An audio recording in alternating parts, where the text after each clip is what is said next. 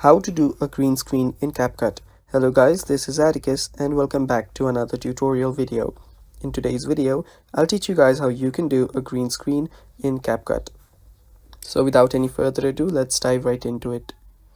First step is open up your CapCut.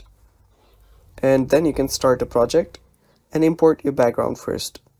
So let's import a background.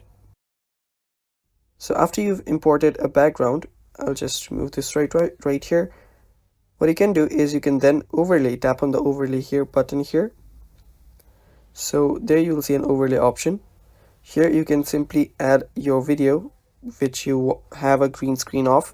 So tap on the plus button and add the video.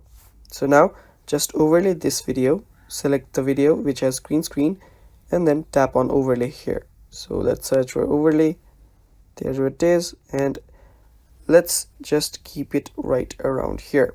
So now what we'll do here is we will need to use an option. So you can adjust this however you'd like. So you can just make sure that it fits your frame however you see fit.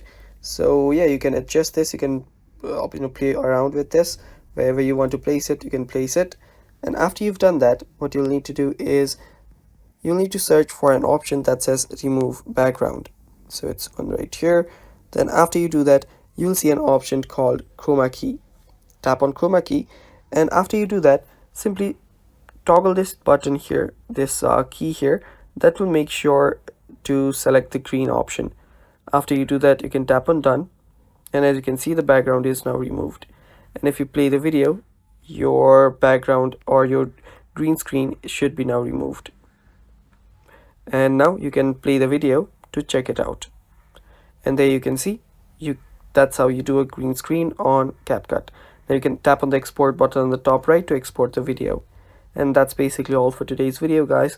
Thanks for watching. Stay tuned for more, and bye bye.